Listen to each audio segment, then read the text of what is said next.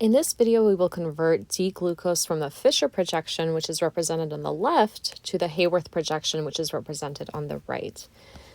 Keep in mind that when we are numbering our Fischer projection, we're always starting with a carbonyl carbon.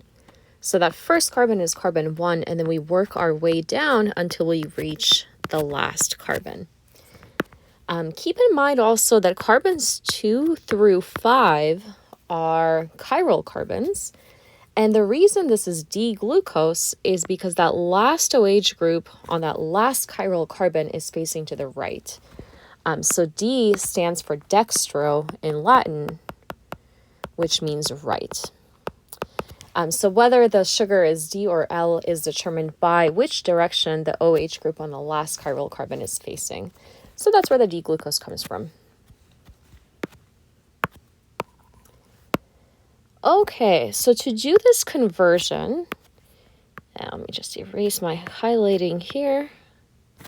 Alrighty. To do this conversion, I would like to just number the carbons so we can keep track of everything. So in the Fischer projection, we start numbering at the top. In the Haworth projection, the carbon that is on the rightmost side will be carbon 1, and then we work our way throughout the ring until we've numbered all of the carbons. So notice that carbon 1 over here comes from the aldehyde carbon. And if we were to go through and see how the ring closes, the oxygen that is within the ring is going to attach to that carbonyl carbon. And that oxygen is attached to carbon 5. So really, it's this oxygen that is closing the ring and is connecting to the carbonyl carbon to close it and form a 6-membered ring. So we'll go through the whole process, how we do that entire conversion. And the very first thing we will do is to take that Fischer structure and rotate it 90 degrees. So basically, we'll take that whole structure and we will flip it over on its side. So the aldehyde that is now facing up is going to come all the way to the right-hand side. Everything that was horizontal will become vertical, and vice versa. And I made my chain a little bit too long here. Okay, so the CH2OH group that was facing down is now going to go to the left. Okay, and it helps to highlight each side just to keep track of where all of these groups are facing.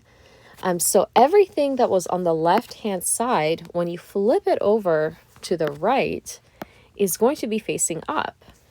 So we're taking that whole structure and we are rotating it on its side. Okay, so I'm just going to copy everything the way that it was, and it helps to number the carbons here to keep track of where everything is. So we see that on carbon 2, there was a hydrogen on the left-hand side, which means there will be a hydrogen facing up. On carbon 3, we had an OH, so the OH will be facing up. On carbon 4 and carbon 5, we had hydrogens on the left-hand side, so those will both be facing up. And everything that was facing to the right is now going to be facing down when we flip our structure over. So here on carbon 2, we had an OH facing to the right, so there will be an OH down. On carbon 3, we have a hydrogen. Carbon 4, we have an OH. And carbon 5, we have an OH. Okay, so we have now flipped our structure over. The next thing we have to do is actually start folding this structure into a 6-membered ring. And here what we're going to do is hold the C2-C3 bond exactly the way that it is and fold in the rest of the structure. So I'm going to copy the structure over. Or actually I can start by just drawing the C2-C3 bond. Okay, so this will be my carbon 2, this will be my carbon 3. The way that everything attaches to these carbons will stay exactly the same.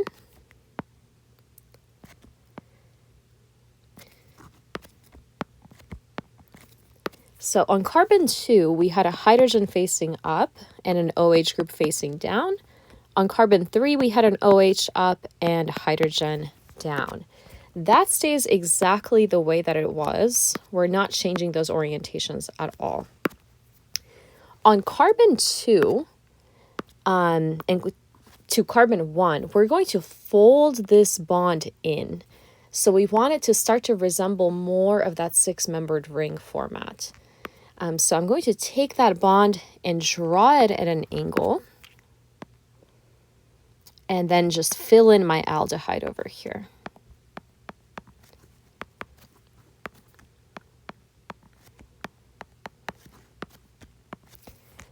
Okay, same thing on carbon 4. I'm going to draw that in at an angle. And note that we're not flipping anything over right now. We're just folding in the structure. We're not turning it to the left or to the right. So everything that is facing up currently is going to continue to face up, and everything that is facing down is going to continue facing down. So on carbon 4, we have a hydrogen facing up and an OH group facing down. That stays exactly the way that it is.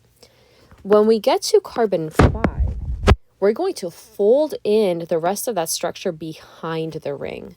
So we want this to eventually get to a stage where it starts to look like a six-membered ring. So carbon 5 actually has to go behind the remainder of the ring. So I'm going to take carbon 5 and I will bring it in behind the structure. And then the CH2OH group, and maybe I'll make this a little bit longer.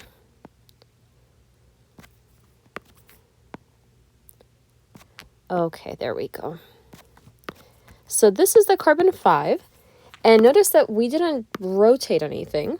So everything that was facing up is still facing up, which means the hydrogen on carbon 5 still stays in its current orientation, and the OH group on carbon 5 stays in its current orientation facing down.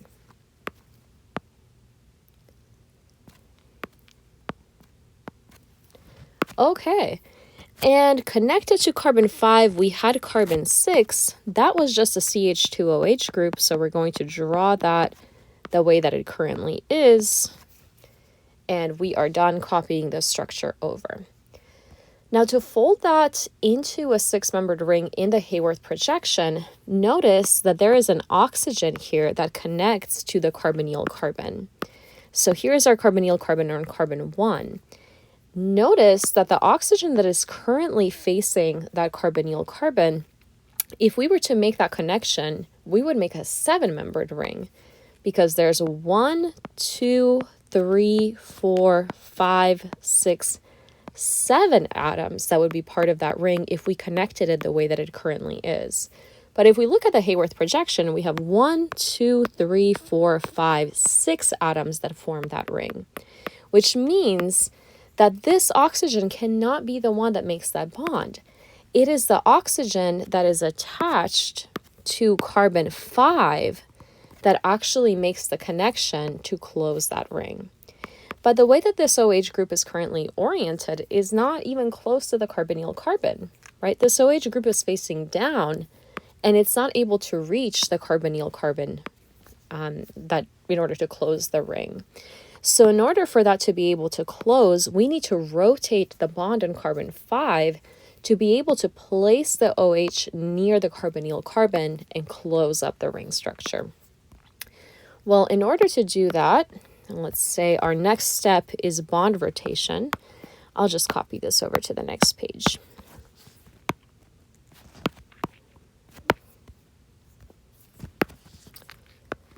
Okay, so here we are going to rotate the C4-C5 bond and place the OH near the carbonyl carbon. So on this structure, I want the OH group to come up, the CH2OH come up, and the hydrogen will come down where the OH group currently is in order to do that rotation. So in order to do that, I'm just going to copy the structure the way that it currently is and just switch the order of these groups. Okay, so we said this OH group is coming up where the CH2OH group was. The CH2OH group goes up in the place of where hydrogen was. And that leaves hydrogen facing down. So when we did that bond rotation, the orientation of the rest of these groups changed now. Because that OH group was facing down, it is now facing to the right. And the hydrogen that was facing up is now facing down. Now we are set up, and to close that structure, the oxygen on the OH group is going to make a connection to the carbonyl carbon, and that is going to close the ring. So we can redraw this in the ring-like format. So this is the pink oxygen that is closing our six-membered ring. I'm going to copy the remainder of the structure the way that it is.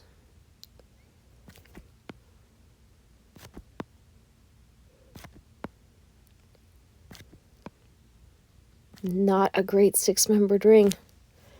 Okay, CH2OH is facing up. That stays the same. All of these groups stay exactly the same that they are.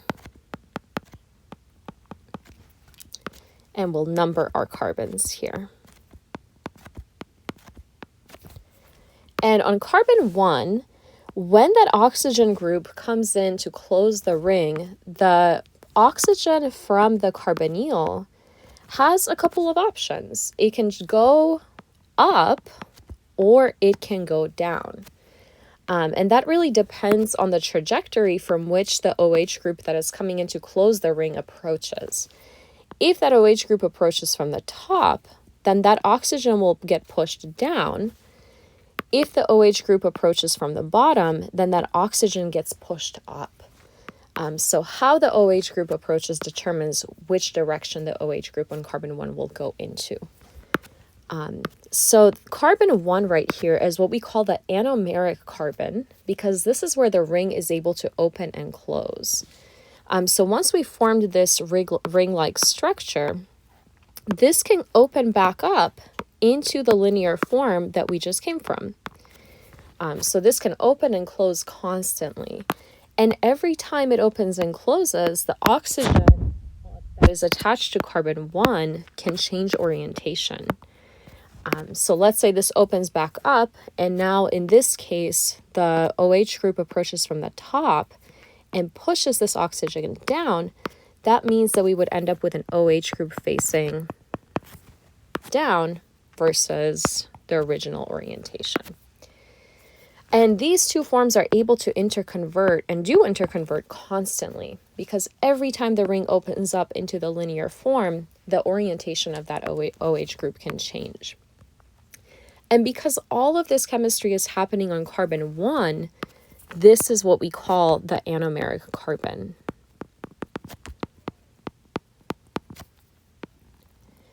And that means that the saccharide is defined by the orientation of the OH group on carbon 1. So we're going to look at the perspective of carbon 1 and see, well, which way is the OH group facing? If the OH group is facing down, then we call that an alpha saccharide. If the OH group is facing up, then we call it beta. So the one on the left would be alpha D-glucose in the Haworth projection, and the one on the right would be beta D-glucose.